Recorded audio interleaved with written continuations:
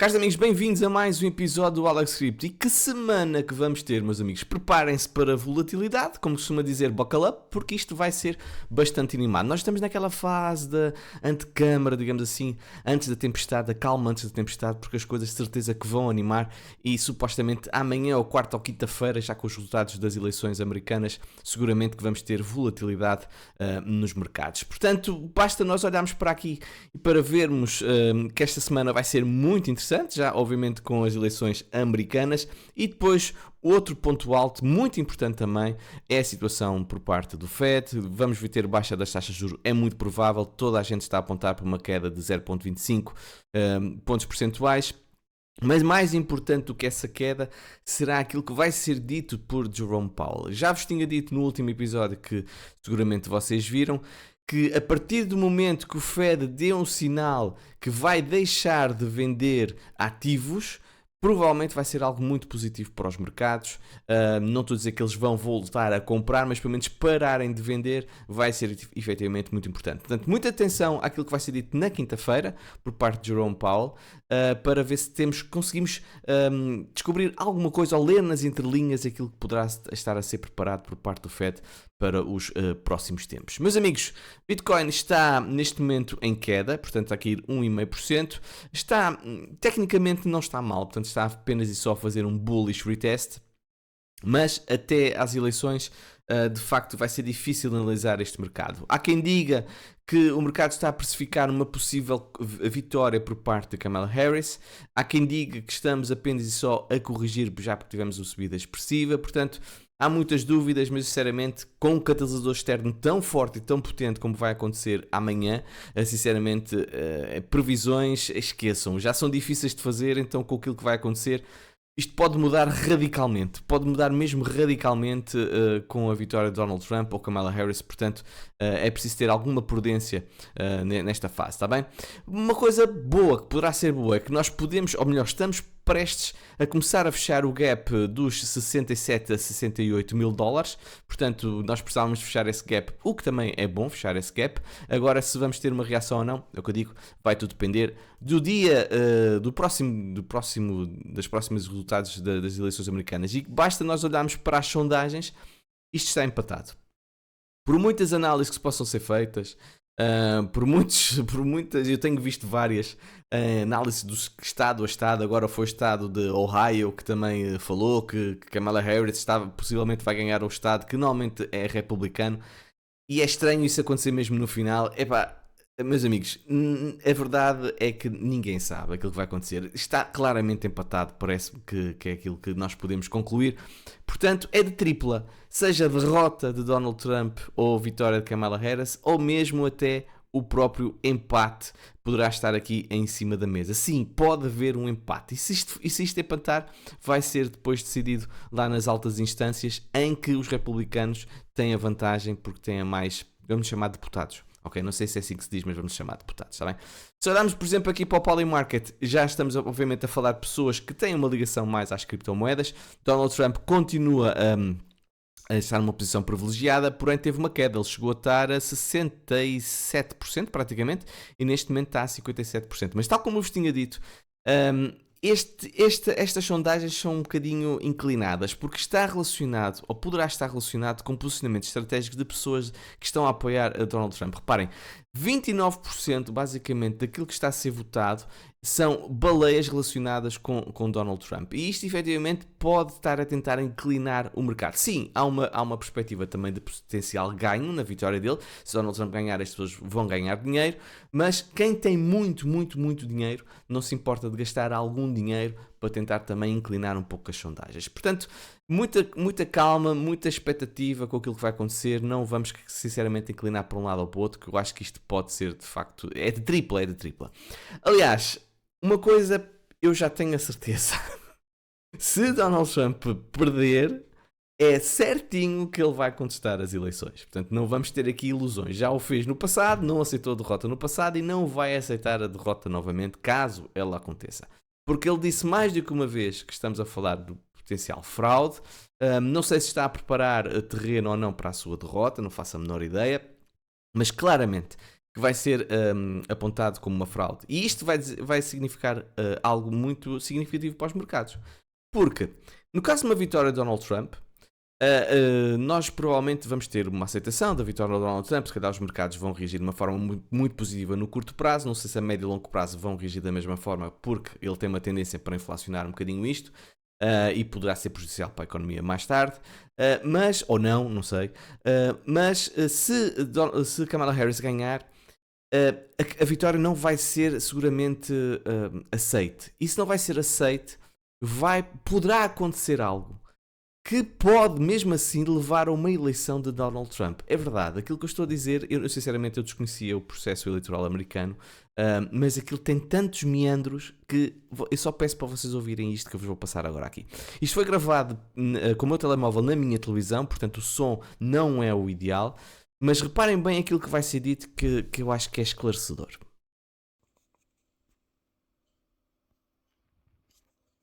O comício no Madison Square Garden, em Nova York. Sem dizer precisamente o quê, mais concretamente, Trump disse apenas que esse segredo o mundo vai conhecê-lo depois das eleições.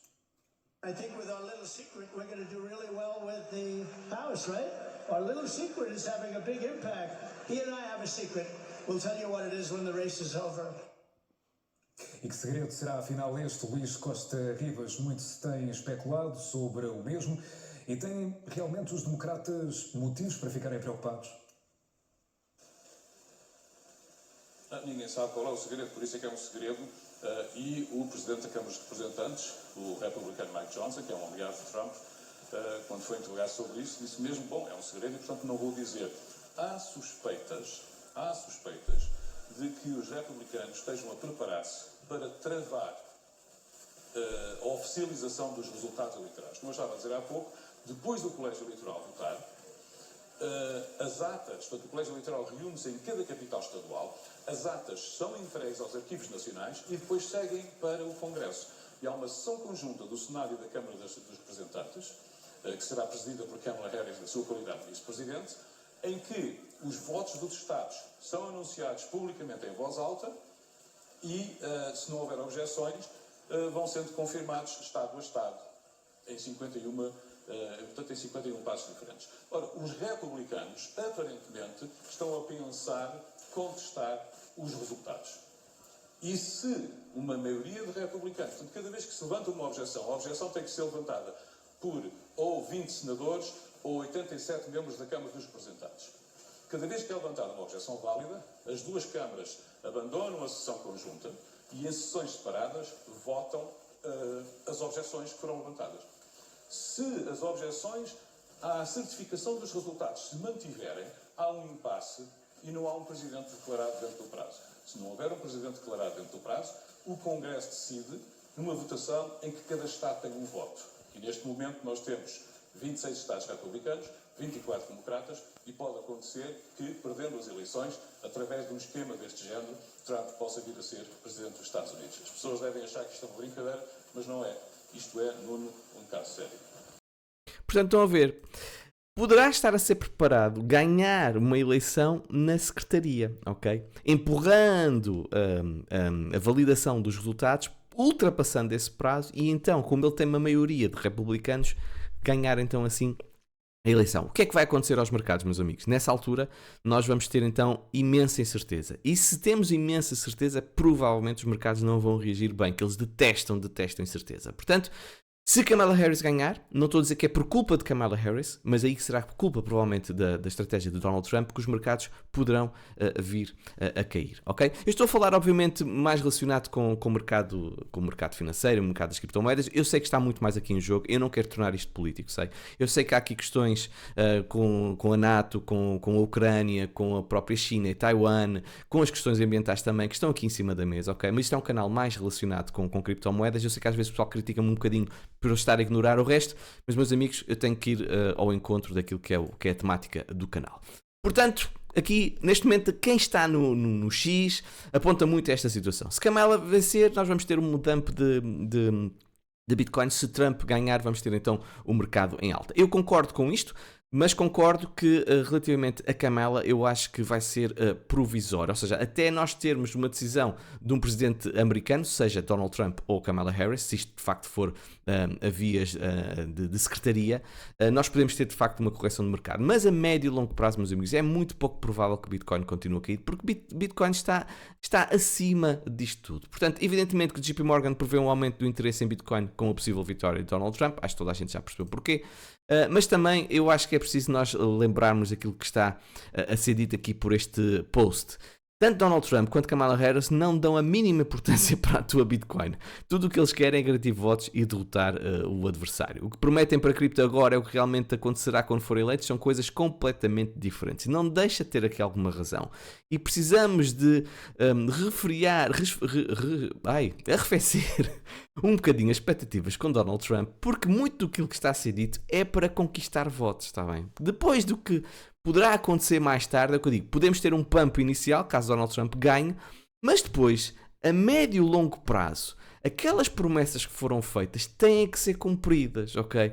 Desde a regulamentação favorável, desde criar uma reserva estrutural de Bitcoin, pelo menos não vendendo a Bitcoin que já existe, desde afastar Gary Gensler, tudo isso é importante para depois validar aquilo que está a ser feito ou que foi dito por Donald Trump. Caso não aconteça, vai haver um bocadinho de esvaziar do balão e, obviamente, as pessoas vão ficar um bocadinho desiludidas. Isso também pode afetar o mercado das criptomoedas.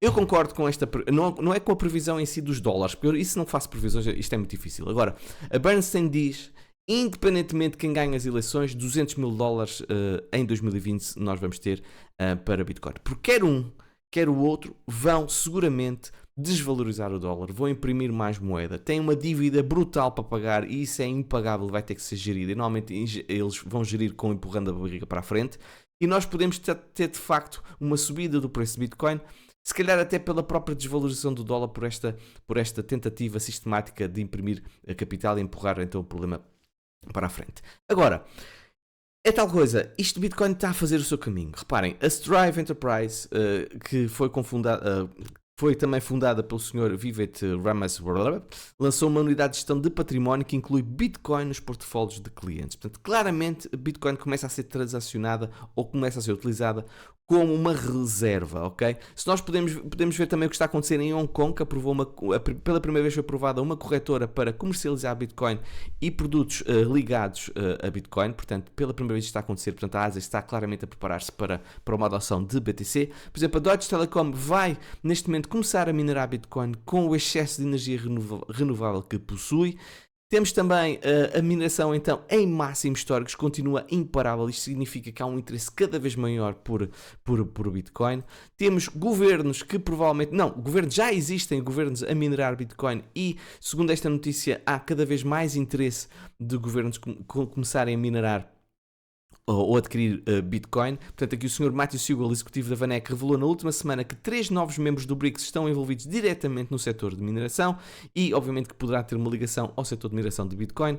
Isso explicaria as recentes quebras de recordes da hash rate da rede e a pressão sobre mineradores. Além da Argentina, Etiópia, El Salvador e Emirados Árabes Unidos, um país como o Butão, por exemplo, já minerava Bitcoin secretamente. Bailey destaca que países mais cedo ou mais tarde vão perceber que é claramente uma mais-valia e que vão começar também a comprar Bitcoin em vez de minerar. E eu subscrevo esta teoria porque eu próprio já fui minerador de Bitcoin e fui claramente ultrapassado por esta pressão louca de mineração e é muito mais vantajoso comprar BTC. Portanto, meus amigos, isto está imparável. A adoção não vai terminar, nomeadamente também a adoção ao nível institucional. Este gráfico, para mim, é muito, muito, muito interessante. Porque, reparem bem, nós tivemos um pico de aquisição de Bitcoin por parte da BlackRock, quando Bitcoin estava acima dos 72 mil dólares. Portanto, isto já da outra vez nós tivemos estes picos de aquisição por parte da BlackRock que levou a um topo de mercado e, pelos vistos, está novamente a acontecer. Mas também parece-me a mim que há um FOMO institucional que leva de facto a estes picos na aquisição de BTC. Porquê comprar Bitcoin tão alto? Porquê? Se estão a comprar Bitcoin tão alto é porque seguramente acreditam que Bitcoin vai valer muito mais que aquilo que está a valer. Evidentemente que eu acho que o timing não é o ideal, podiam comprar com o Bitcoin, estava muito mais baixo, mas eles também são humanos e eles também sentem o FOMO, tal como muitos de nós sentimos também. Fluxos de ETF Bitcoin são então um grande sinal de alerta, segundo esta notícia. Segundo um especialista que se chama Bianco, que a concentração crescente de Bitcoin nas finanças tradicionais, impulsionada por fundos como a Ibit da BlackRock, não indica um progresso positivo para a criptomoeda. Ele sugere que esta movimentação pode estar a mascarar a falta de dinheiro novo no mercado de Bitcoin, o que limita o seu potencial de crescimento. Vamos dizer as coisas como são. Não há dinheiro novo a entrar de retalho. O que está a acontecer é uma aquisição via ETFs, mas ele diz que o que está a acontecer, estes ETFs, é uma conversão de dinheiro que já existia, por exemplo, na Coinbase e que está a ser então canalizado para ETFs, atraindo então os mesmos, não renovando os investidores, ou seja, são os mesmos investidores, só que mudaram de capital. Por mim, tudo bem. Bitcoin neste momento está a $70.000 praticamente. Veio dos 15 mil, não há problema nenhum. No espaço de 2 anos é muito raro ver um ativo subir mais de 300% como o Bitcoin subiu. E eu vivo muito bem com isso, sinceramente. Se daqui a 2 anos se subirmos mais 300%, acho que ninguém se vai importar.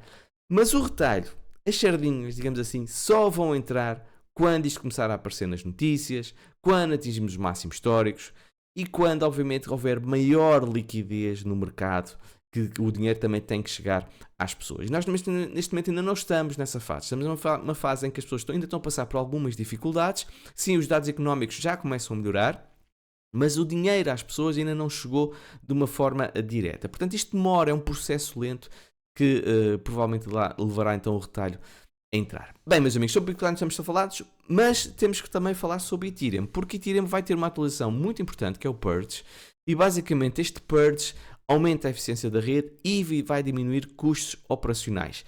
Mas agora aquela sensação é assim, olha agora é que querem baixar os custos da rede. Isso era preciso antes, quando a rede estava a ser utilizada como não houvesse amanhã. Lembram-se dos NFTs, que era tão caro, quando nós tivemos, ou as ICOs, que era tão caro fazer qualquer transferência também com o Ethereum. Agora, com tanta alternativa neste momento já existe, a rede Ethereum já não está a ser utilizada como era utilizada. Aliás, muito pela própria estratégia da própria Ethereum, criando L2, que levou a que de facto houvesse agora um dispersar de transações, que muita gente já utiliza a camadas 2 para fazer essas mesmas operações. É claro que depois tem que fazer aquele jogo que salta de uma rede para a outra, é uma grande confusão.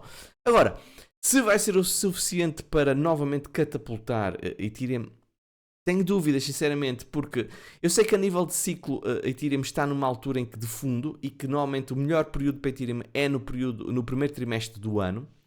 E se isso acontecer, evidentemente, nós estamos se calhar temos uma excelente oportunidade para comprar Ethereum, mas ao nível de narrativa, ao nível de também rivalidade que existe e utilização de outras redes, eu acho que Ethereum não está no seu melhor momento, infelizmente, ok? Eu acho que continuo a achar que nós precisamos de Ethereum. Mas Ethereum continua a ser a segunda maior moeda do mercado e merece respeito exatamente por causa disso. Aliás, Wall Street ainda desconhece o potencial de Ethereum, diz um analista, e ele acredita que mais cedo ou mais tarde esse potencial pode ser descoberto. Faz até uma comparação quando a Amazon estava nos anos 90, em que as pessoas viam a Amazon como uma loja de livros online, e agora neste momento é o gigante que é, mundialmente conhecido, toda a gente utiliza a Amazon. Portanto, Ethereum, não estou a dizer que vai seguir o mesmo caminho, mas Ethereum poderá estar ainda a ser um bocadinho incompreendida e que mais cedo ou mais tarde então pode ganhar cota de mercado. Não sei, vamos continuar a acompanhar, evidentemente. Agora, um exemplo claro é que Ethereum tem ainda importância. Por exemplo, a UBS lançou um fundo de tesouraria tokenizado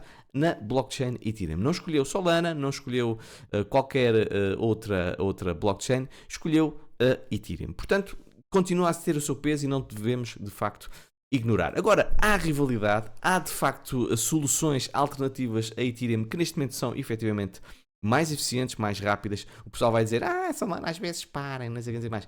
Mas amigos, tudo bem, se ela estiver a funcionar 99,5%, acho que sinceramente não há nenhum mal ao mundo. Agora, Arthur Hayes diz que Solana é um Bitcoin de elevado beta em aproximação das eleições americanas, e ele acredita que neste momento Solana está mais eficiente e é preferível a Ethereum, descrevendo a Ethereum como muito lenta e precisando de uma mudança narrativa para mudar a mentalidade das pessoas sobre o seu baixo desempenho nos últimos meses, aquilo que eu acabei de dizer há pouco. Ele observou que Solana atualmente tem a participação mental e move-se rapidamente e provavelmente superará a Bitcoin quando o mercado disparar. Atenção, quando eu digo superar Bitcoin, eu não acredito que ele esteja a falar a nível de market cap.